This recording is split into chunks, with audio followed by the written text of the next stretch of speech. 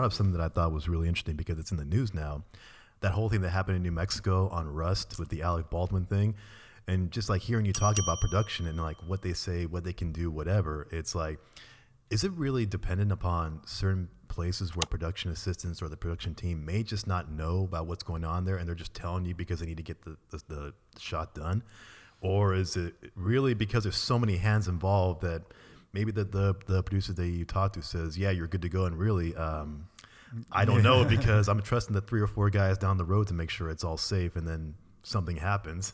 Yeah. Oh, yeah. You're talking about the shooting on set, and that's, it's really hard to say since I wasn't on that set. And, correct. Yeah.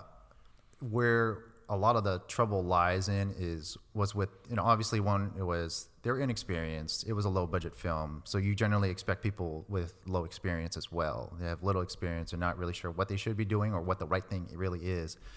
I don't know if they had a stunt coordinator on there, but usually when it comes to firearms, there's a chain of custody. So you have your gunsmith or your someone who handles the firearms, right? They're gonna hold on to it usually. And the only people that touch those firearms is usually the gunsmith or the armorer, right? The armorer or the stunt coordinator.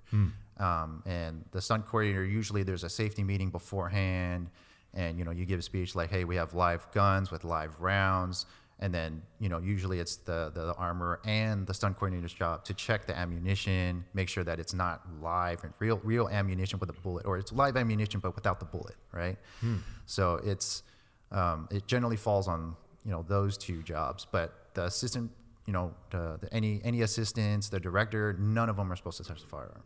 Gotcha. So there's a lot of faults in general, and usually when you're and even when we tell the talents, or it's a stunt coordinator's job, like, hey, you're going to handle the firearm, don't point it at anybody unless you're directed to, right? And I don't know if they were rushing or what, but I don't think there was a stunt coordinator to tell them that, hey, you don't point that gun at anybody, don't pull that trigger, don't point it at yourself. Yeah. That kind of thing. And usually when I was coordinating on and we're dealing with, even with airsoft guns, we treat it as a live gun. Yeah. We have rules. Like, hey, should be, yeah. Okay, don't point the gun at someone else. Don't point the gun at yourself. As soon as we're done with the scene, you hand it to myself or the armorer, and that's it. Yeah. And then you go ahead, walk off set. But don't go anywhere, with a firearm. There's just rules that we have in the safety meeting. But I don't think any of that happened. And I get neither one of us were there at the scene, so we don't really know, and they're going to do their own investigation about it. But to me, it was just, I had no idea that real live ammunition is used on a lot of these movies. I just assumed it was like firing blanks, or it was a CGI, like the gun just makes noise, and then they add like the flashes afterwards or whatever. But some of these scenes, they're actually shooting real live ammunition at whatever they're actually shooting at. Or well, I mean, when we say live ammunition, we mean like simunition, like it has the gunpowder in there, so it makes the explosion, it ejects, but it's not really shooting anything. But what it shoots is like I forget what they used to call it, but it's like basically like a little like pellet or whatever that's not going to harm you. But still, it comes out that fast that if you shoot someone in the face, it's probably going to hurt them. Yeah, I mean, the concussion alone can kill you, right? You point the gun, it's just gunpowder, and it's an explosion that happens next to your head. And it's pretty much just a sealed shell. That's all it is. It's a sealed shell, and then you have gunpowder in it. Usually it's like a half load or core load, whatever the armorer does. Yeah. And it's usually not a full load unless for some reason they want a really big concussion coming out of that barrel. But usually there's no bullet inside of it. There's never been a bullet. At least I've never seen a live bullet in any of the movies that I've worked on.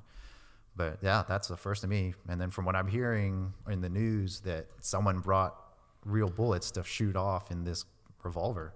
Yeah, that's just nuts. Right then and there. I mean, the fact that there was live, real ammunition with an actual bullet inside of it that's like, okay, that's what made me wonder, does this happen on movie sets a lot? Like you have your simunition rounds that are just for like effects, and then you have things you're actually literally shooting real live ammunition at something. And I'm like, and if you're going to do that, it should be like pretty much those two things should not be touching each other if you're going to do that. Yeah. I mean, you shouldn't have anything with bullets around. I mean, if it's, you have your simunitions.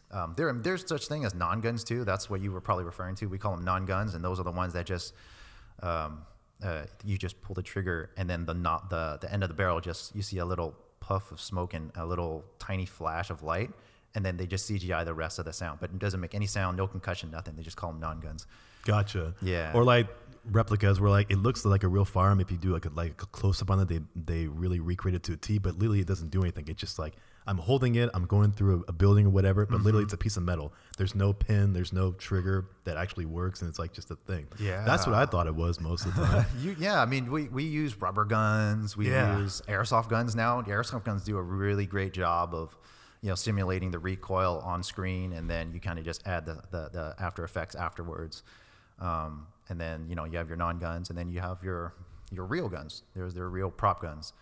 So there's a lot of them out there. And I mean, even when I worked on The Matrix, those are all real guns, and I was holding I think that was a M4A1 assault rifle, right? It would have been Wow. an M4A1 fully automatic assault rifle. And then the person next to me had the 50 cal. And believe me, those were all live loads. There were live loads. It was a half a load for the 50 cal, and I'm assuming it was probably a half a load for all the M4A1s that were around us. And I mean, that was a loud concussion even next to me, and I'm just lying next to it. I was the closest one to that. That was loud.